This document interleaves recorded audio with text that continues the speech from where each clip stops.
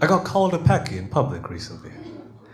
It was strange. It was strange because I know intellectually that this is a bad word, but I did not grow up here, so it doesn't really like have that emotional power to upset me necessarily. I mean, hell, I'm Sri Lankan. I look down on Pakistani people too, you know. It's what it is.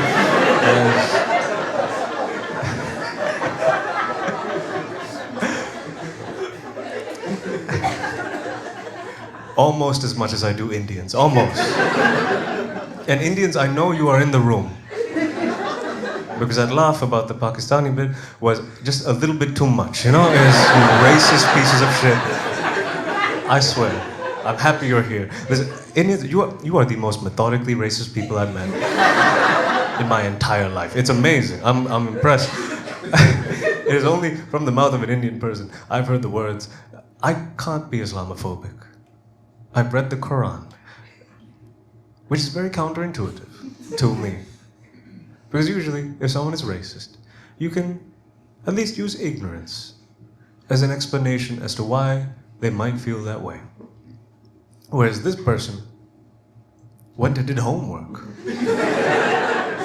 to be more effectively racist. And the only thing worse than being a bigot is being a bigot and a nerd. It's just embarrassing. I'm finding that a lot of the white guys I hang out with are having a little bit of trouble adjusting to changes in society. One guy, and many say the same thing with some version of the words, it's really hard to be a white guy right now. And whenever I hear these words, I always reply, please, do go on.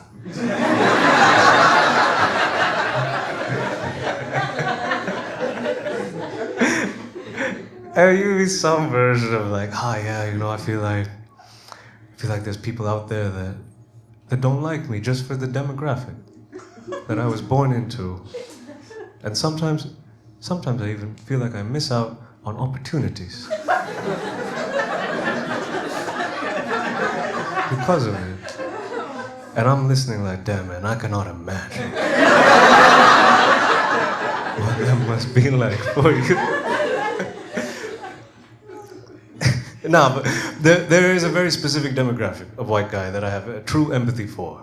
It is if you are a young-ish, let's say under 40, liberal white guy. Because that's a, I don't know, uniquely difficult position because you are politically inclined to hate yourself. And you were born just in time to miss the glory days of your people. You were doing so well for 500 years. And right before you pop out, everyone hates you. And you can't even be mad about it. You need to take it on the chin. It's rough.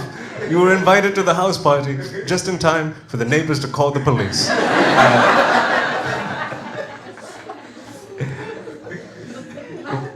One of my closest friends in the UK is a white man, if you will.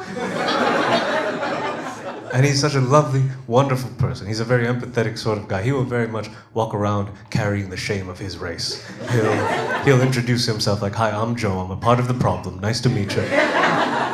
And I was complaining to him, he'll be upset, like, get sad about stuff that isn't even his fault. You know, I was complaining to him about visa stuff one time, and he got very upset on my behalf. And he was like, oh, I'm so sorry that you have to deal with all that, man. And I said, Joe, relax, you are from Essex. If the British government could have found a way to deport you and your people,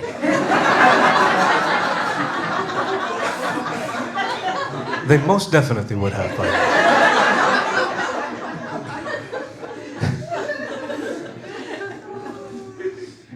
Unfortunately, applying for visas is still quite a large part of my life. It's a lot of what I think about. I need a visa to be here, like if I'm living in any country, and if I even visit a country. Almost every country I visit, I need to apply for a visa, because you can look this up. Sri Lanka's passport is in the top 10 worst passports in the world. Especially Europe. It's a little bit extra annoying. You show all these documents, usually at the very least, your incoming flight, your return flight, your accommodation while you're there, 6 months bank statements, a letter from your employer, all this stuff, where you're basically trying to prove to this other country that you're not going to run away when you show up. And I was more okay with it when I was younger. I think because, I don't know, I was young, I hadn't done much in the world, and quite frankly, I would have very gladly run away in most countries they let me into.